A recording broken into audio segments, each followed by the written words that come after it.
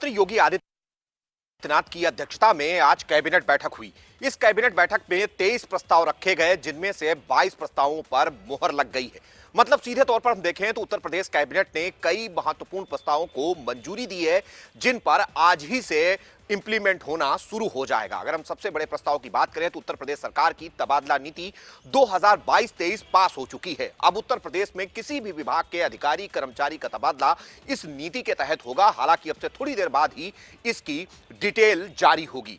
दूसरा बड़ा प्रस्ताव है कि उत्तर प्रदेश में सड़कों के निर्माण के लिए दोनों तरफ डक्ट बनाना जरूरी होगा। मतलब सीधे तौर पर अगर हम कहें कि अब बिना डक्ट के सड़कों का निर्माण नहीं होगा, बेवजह किसी काम के लिए एक बार बनी सड़क को खोदा नहीं जाएगा, जिसके लिए डक्ट का प्रावधान कर दिया गया है। तीसरा बड़ा प्रस्ताव है कि उत्तर प्रदेश में 5 निजी विश्वविद्यालय खोले जाएंगे, जिसमें मथुरा और फर्रुखाबाद जैसे जिले शामिल हैं। उसको भी उत्तर प्रदेश सरकार ने मंजूरी दे दी है। चौथा बड़ा प्रस्ताव उत्तर प्रदेश सरकार की तरफ से दिया गया है कि जो होटल्स हैं या रेस्टोरेंट हैं, जहां पर भी रुकने की व्यवस्था है, जो इस बेहाव पर चलते हैं, वहां पर रुकने वाले यात्रियों की सुरक्षा की पुख्ता व्यवस्था हो और जो नियम कानून होंगे वो अब सख्त होंगे। और कहीं न कहीं उसको लेकर भी प्रस्ताव आज कैबिनेट से पास हो गया है। वहीं उत्तर प्रदेश के किसानों के लिए प्रधानमंत्री बीमा योजना, उसके अलावा पुनर्गठित बीमा योजना भी लागू होगी, जिससे जुड़े हुए प्रस्ताव को यूपी कैबिनेट ने अपनी मुहर लगा दी है। तो ये वो महत्वपूर्ण प्रस्ताव हैं जिन पर यूपी कैबिनेट ने अपनी मुहर लगाई है और आज से इन प्रस्तावों पर इंप्लीमेंट शुरू हो।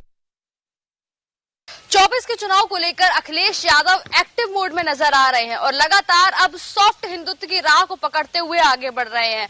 अभी आज ही उन्होंने लखीमपुर में पिछले 2 दिनों में उन्होंने प्रशिक्षण शिविर लगाया और आज उन्होंने लोक जागरण यात्रा निकाली और इस पर साफ तौर पर उन्होंने मैसेज दिया कि लोक जागरण यात्रा का सीधा सा मैसेज है कि लोगों को जोड़ना, माताएं, बहनें, पुरुष, महिलाएं सबको इकट्ठा करके साथ लेकर आगे बढ़ना। और इस नीति के साथ अखिलेश यादव अब आगे बढ़ रहे हैं। तो कहीं ना कहीं उनका सीधा सा इंटेंशन है कि किसी भी हाल में भारतीय जनता पार्टी को तगड़ी जो है झटका देना है। लोकसभा चुनाव में 2024 के चुनाव को लेकर अब अखिलेश यादव एक्टिव मोड में नजर आ रहे हैं। 24 के चुनाव को लेकर अखिलेश यादव एक्टिव मोड में नजर आ रहे हैं। 2024 के लोकसभा चुनाव का बिगुल समाजवादी पार्टी ने लखीमपुर खीरी की धरती से बजा दिया है। आज समाजवादी पार्टी के राष्ट्रीय अध्यक्ष अखिलेश यादव लखीमपुर स्थित द्योकली आदर्श जनता इंटर कॉलेज से लोक जागरण यात्रा की शुरुआत की। इस दौरान आयोजित प्रशिक्षण शिविर में कार्यकर्ताओं को संबोधित करते हुए कहा कि आने वाले लोकसभा चुनाव में कार्यकर्ताओं को बूथ स्तर तक मजबूत करना है। उन्होंने सरकार पर तीखा हमला बोलते हुए कहा कि सरकार मनमाने ढंग से तानाशाही रूप से काम कर रही है। उन्होंने एक घटना का बयान करते हुए कहा कि यह सरकार एक कार्यवाहक डीजीपी को तैनात किए हुए है, जबकि इसे परमानेंट डीजीपी नहीं मिल रहा है। ऐसे में लगता है कि लखनऊ और दिल्ली का इंजन आपस में टकरा रहा है। उन्होंने सरकार को आड़े हाथे लेते हुए कहा कि यह सरकार किसान विरोधी सरकार है। फिलहाल लखीमपुर खीरी से अखिलेश यादव ने 2024 के लोकसभा चुनाव का बिगुल फूंक दिया। लखनऊ में एक बार फिर से न्यूज़ वन इंडिया की खबर का बड़ा असर देखने को मिला है। न्यूज़ वन इंडिया ने आज सुबह ही बड़े पैमाने पर खबर चलाई थी कि राजधानी में बुजुर्ग दंपति को चाकू के नोक के दम पर लूटा गया है, जिसके बाद लखनऊ पुलिस हरकत में आई और हरकत में आने के बाद तीनों लुटेरों को गिरफ्तार किया गया है। आपको बताते चले कि ठाकुरगंज थाना क्षेत्र में बीती रात जिस तरीके से 65 और 60 साल के बुजुर्ग दंपति को लुटेरों ने निशाना बनाया था, घर में बंधक बनाकर लूटपाट की घटना को अंजाम दिया था, जिसके बाद डीसीपी वेस्ट ने एक टीम गठित की थी। उस टीम ने 3 लुटेरों को गिरफ्तार किया और गिरफ्तार करने के बाद पूरे मामले का खुलासा किया। लखनऊ को स्वच्छ भारत मिशन के तहत आगे बढ़ाने की काम का जिम्मेदारी जो है लखनऊ नगर निगम को दी गई है, लेकिन लखनऊ नगर निगम ने 3 महीने पहले ही एक टेंडर पास कराया था, जो कि लखनऊ में कूड़ा उठाने का काम जारी होना था। यानी कि साफ था उन ठेलियों का टेंडर था और ठेलियों से ही पूरे लखनऊ की साफ सफाई का जिम्मा भी होना था। ऐसे में उन ठेलियां 3 महीने का वक्त बीत चुका है, लेकिन अब तक उन ठेलियों का सर्कुलेशन नहीं हो सका है। यानी साफ है कि अब फिर से एक बार वही ठेलियां कूड़ा बनती नजर आ रही है। यानी आर विभाग में लाखों रुपए की तादाद में बनी हुई हजारों की संख्या में उन ठेलियों का भी अब तक वितरण नहीं कर पाया है। यानी साफ है कि लखनऊ नगर निगम की जो मंशा थी उस मंशा के विपरीत काम नहीं हो पा रहा है। ऐसे में साफ है कि जिस तरीके से ठेलियों को सर्कुलेशन जारी करना था, लेकिन अब तक जो है ढीला ढवाई के कारण उन ठेलियां भी कूड़ा होती नजर आ रही हैं। लखनऊ उत्तराखंड में यूनिफॉर्म सिविल कोड लागू करवाने के लिए दिल्ली में लगातार बैठकों का दौर जारी है। आज भी दिल्ली स्थित उत्तराखंड सदन में सुप्रीम कोर्ट की पूर्व न्यायाधीश रंजना प्रकाश देसाई की अध्यक्षता में यूसीसी को लेकर बैठक हुई। इस बैठक में चर्चा की गई कि किस तरीके से जल्द ड्राफ्ट को तैयार किया जाए। 14 जून को भी दिल्ली में एक बड़ी बैठक है जिसमें यूसीसी के लिए एक कमेटी बनाई गई है। उस कमेटी के सारे सदस्य मौजूद रहेंगे और जल्द से जल्द किस तरीके से उत्तराखंड में यूसीसी को लागू करवाया जाए इसको लेकर चर्चा की जाएगी। पिछली बैठक में रंजना प्रकाश देसाई ने सीधे तौर पर कहा था कि संभव नहीं लग रहा है कि 30 जून तक ड्राफ्ट तैयार किया जा सके। ऐसे में तमाम लोगों से राय ली गई है कि इसको बनाने के लिए क्या कुछ सुझाव हो सकते हैं, जिसमें राजनीतिक दलों से बातचीत की गई है, अल्पसंख्यक समाज से बातचीत की गई है। इसके अलावा विशिष्ट जो वर्ग के लोग हैं उनसे बातचीत की गई है।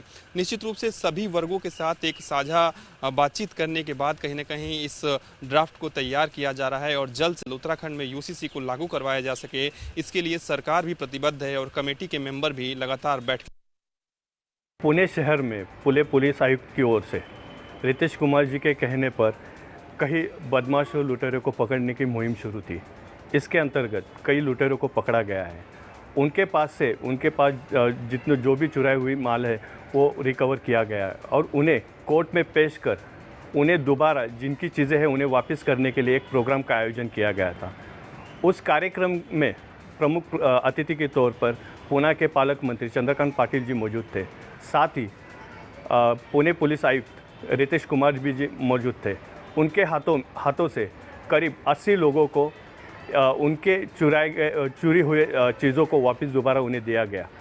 करीब 5 करोड़ 75 लाख रुपए की जो चीज़ें थी इन लोगों में बांटी गई, जिनकी जो चीज़ें थे उन्हें दोबारा दी गई। मोदी सरकार के 9 वर्ष पूरे हो गए हैं। मोदी सरकार के समय जो भी विकास कार्य हुए हैं वे जनता तक पहुंचाने का काम किया जा रहा है। ऐसे ही क्रम पर उत्तर प्रदेश के डिप्टी सीएम ब्रजेश पाठक कानपुर पहुंचे और यहां के जो अधिकारी कर्मचारी उनके साथ एक बैठक की और विकास कार्यों में तेजी लाने की दिशा निर्देश भी दिए गए।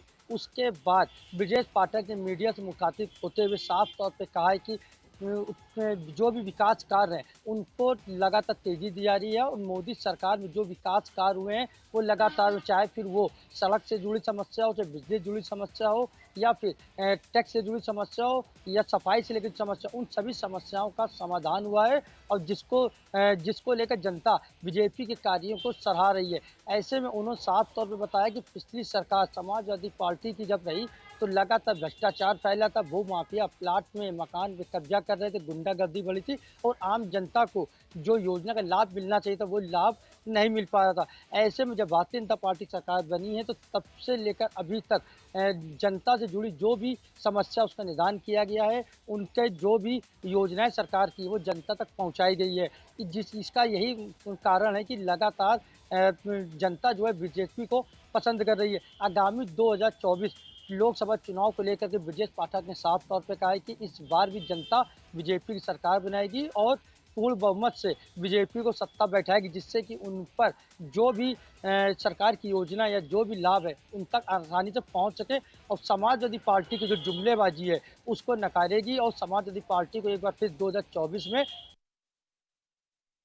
केंद्रीय मंत्री स्मृति जुबिन ईरानी अपने सांसदीय क्षेत्र अमेठी के 2 दिवसीय दौरे पर हैं और रायबरेली की विधानसभा जो सलोन और ऊंचाहार का दौरा कर रही हैं, लोगों से मिल रही हैं, लोगों की समस्याएं जान रही हैं। जहां कल उन्होंने सलोन विधानसभा में कई गांवों का निरीक्षण किया और अधिकारियों को जनता की समस्याओं के निस्तारण के आदेश किए थे, वहीं आज डी ब्लॉक में भी कई गांवों का निरीक्षण करने के बाद जो स्वास्थ्य सेवाएं हैं, जो लाभकारी सेवाएं हैं, उनसे ग्रामीणों को लाभ मिल सके, इसके लिए अधिकारी को निर्देशित किया है। गांव में सड़कें, पानी और अन्य व्यवस्थाओं के लिए भी अधिकारियों को कहीं ना कहीं से गंभीरता से निर्देशित जरूर किया है कि उनकी समस्याओं को गंभीरता से ली जाए। फिलहाल जिस तरह से महीने भर के अंदर 3 बार ये दौरा लग चुका है, तो कहीं ना कहीं से भारतीय जनता पार्टी से सांसद जो स्मृति ईरानी है वो अपनी कोई कोर कसर नहीं छोड़ना चाहती है, क्योंकि केंद्र बिंदु रायबरेली बनाया गया है। जिस तरह से अमेठी जीतने के बाद अब रायबरेली की बारी।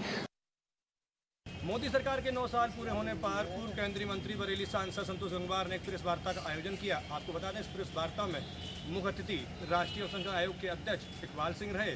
साथ ही इस प्रेस वार्ता में बरेली शहर जनपद के तमाम विधायक बीजेपी के मौजूद रहे, साथ ही वरिष्ठ कार्यकर्ता बीजेपी के मौजूद रहे। वहीं संतोष गंगवार ने इस प्रेस वार्ता में पत्रकारों से बात करते हुए बताया कि बरेली शहर में बदलाव अलग से ही नजर आ रहा है। वहीं बरेली स्मार्ट सिटी है, साथ ही बरेली में बताना मुश्किल होता है कि बरेली शहर में कितने पुल हैं। बरेली शहर तो पुलों का शहर बन चुका है। साथ ही विकास कार्यों की बात की जाए, बरेली शहर में मोदी सरकार में तमाम विकास कार्य किए गए हैं। वहीं प्रेस वार्ता में बड़ी संख्या में विधायक व सांसद।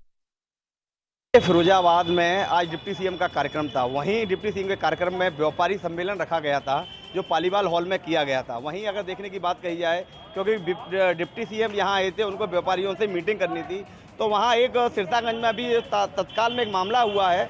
वहीं एक व्यापारी की पीटा गया है और व्यापारी के साथ मारपीट भी की गई है। वहीं थाना पंजीकृत सिरसागंज में किया गया है।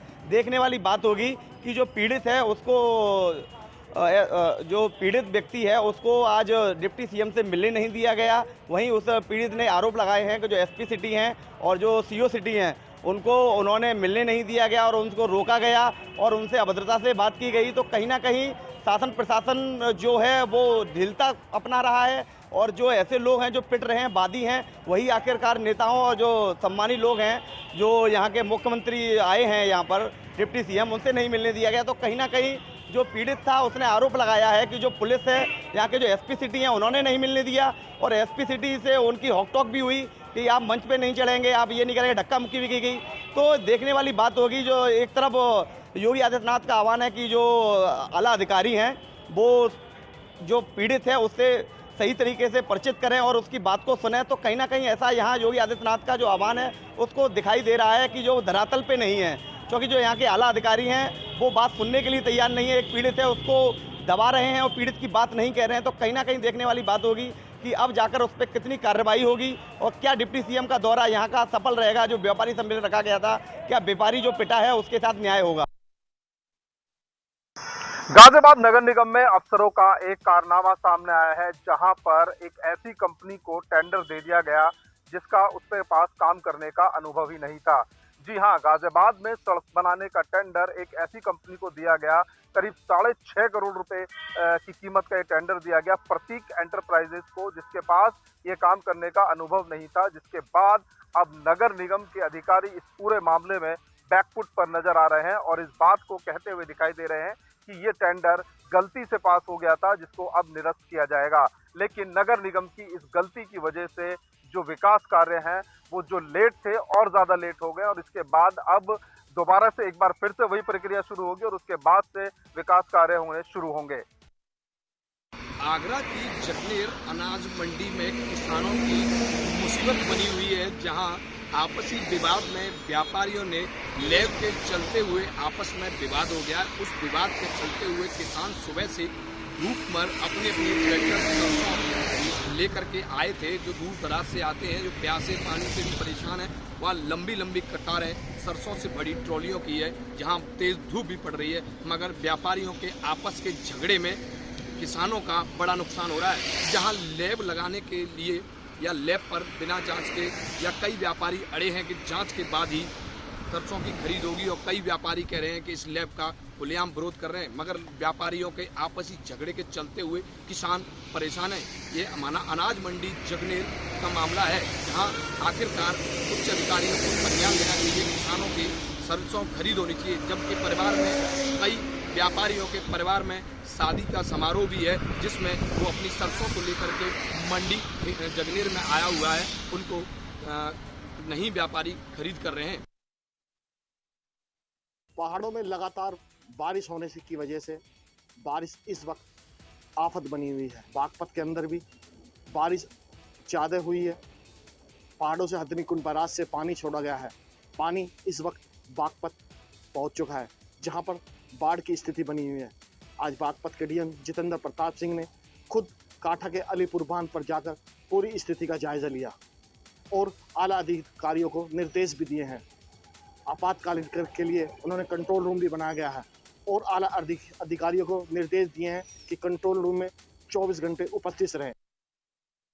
मानसून सत्र शुरू होने के पहले ही आज जिले के जिलाधिकारी और मुख्य विकास अधिकारी ने बाढ़ प्रभावित क्षेत्र का निरीक्षण किया। साथ ही बंधे पे हो रहे निर्माण कार्यों का भी जायजा लिया और संबंधित जिम्मेदारों को दिशा निर्देश दिया कि बाढ़ की स्थिति आने के पहले ही बंधे पे बचाव कार्य और बंधे के मरम्मती का कार्य भी पूर्ण कर लिया जाए। इसके अलावा जिलाधिकारी के द्वारा बाढ़ प्रभावित क्षेत्र के जो गाँव हैं उन गाँव के ग्राम प्रधान और संबंधित जो भी गाँव ग्रामीण हो या संबंधित जो भी ग्राम विकास अधिकारी हो उनके साथ चौपाल लगाकर बैठक की और बाढ़ की स्थिति से निपटने के लिए भी दिशा निर्देश दिए गए। आज कुशीनगर के जिलाधिकारी रमेश रंजन और मुख्य विकास अधिकारी गुंजन द्विवेदी ने संयुक्त रूप से बाढ़ प्रभावित क्षेत्र तमकुहीराज तहसील के बाघाचौर, पिपरा घाट के अलावा अहिरौली दान बंधे का निरीक्षण किया। निरीक्षण के दौरान बंधे पर हो रहे मरम्मती कार्य का भी उन लोगों ने जायजा ली और संबंधित जिम्मेदारों को दिशा निर्देश दिया।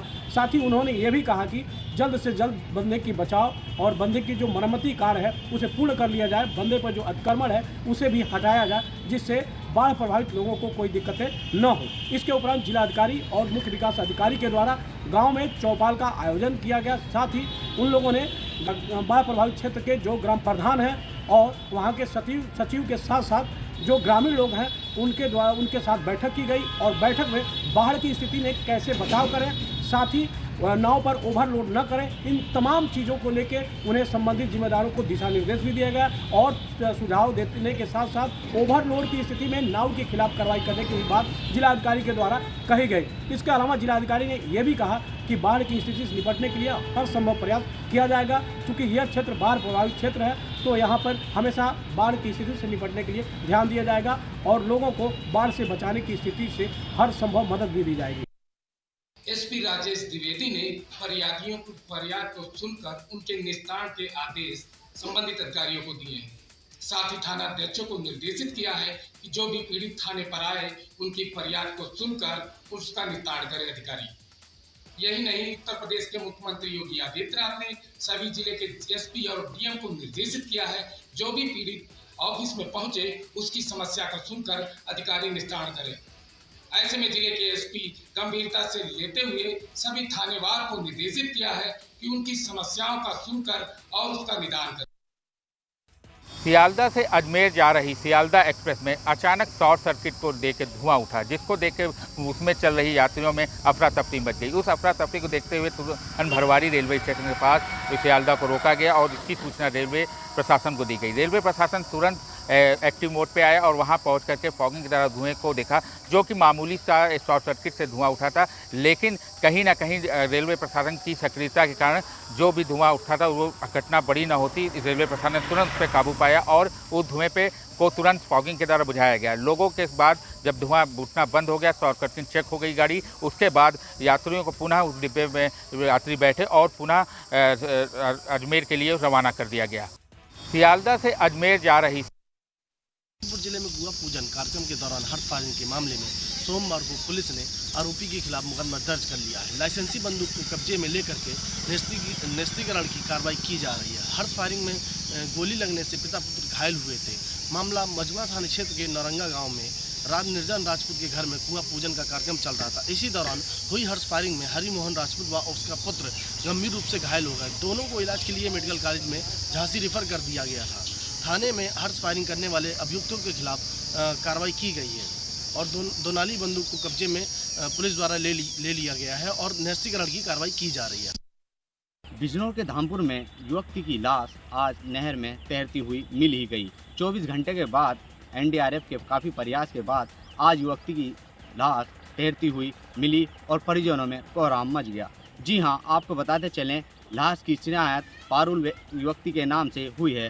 आपको बताते चलें बिजनौर जिले में अलग अलग तहसील में 3 लोग डूब चुके हैं, जिसमें 2 लोग नहाते हुए और ये लड़की फ़ोन पर बात करती हुई नहर में छलांग लगाई गई थी। बताया ये जा रहा था, जिन्होंने देखा था कि युवती फ़ोन पर बात कर रही थी और अचानक उसने छलांग लगा दी। अलग अलग चर्चाएं निकल के आ रही हैं। कोई बता रहा है कि लड़की की शादी थी, लेकिन मुख्य कारण तो पुलिस जांच के बाद ही पता कर पाएगी। अगर बात करें बिजनौर में अब तक तो 3 युवक अब तक डूब चुके हैं, जिसमें एक युवक की मौत हो गई है और एक युवक की तलाश जारी है। लगातार धामपुर, अफजलगढ़ व नूरपुर में 3 लोगों के डूबने से प्रशासन में हड़कंप मचा हुआ। कोतवाली क्षेत्र के मिसरौलिया चौकी अंतर्गत झाड़ियों में एक महिला का शव बरामद हुआ है, जिसके बाद में शव मिलने के बाद में पूरे इलाके में हड़कंप मच गया है। उसके बाद में स्थानीय लोगों ने जो है पुलिस को सूचना दी। पुलिस मौके पे पहुंची है। पहुंचने के बाद में उस महिला की शिनाख्त में जुटी हुई है। पुलिस उस महिला की फ़ोटो खींचकर सोशल मीडिया पे लगाया गया है, जिससे किसी तरीके से उस महिला की पहचान हो सके। और पुलिस मौके पे पहुंचने के बाद में उस वैधानिक कार्रवाई में जुटी है। पीएम हेतु बॉडी को भेजा गया है और शिनाख्त के लिए लगातार पुलिस प्रयास कर रही है। मामला गोंडा के नगर कोतवाली क्षेत्र के मिसरौलिया चौकी अंतर्गत का। जालौन में बीते रोज रेप पीड़िता के पिता द्वारा आत्महत्या के मामले में पुलिस अधीक्षक ने बड़ी कार्रवाई की है। एसपी ने मामले में लापरवाही बरतने वाले 8 थाना प्रभारी नरेंद्र गौतम व एक एसआई अशोक कुमार को निलंबित कर दिया है।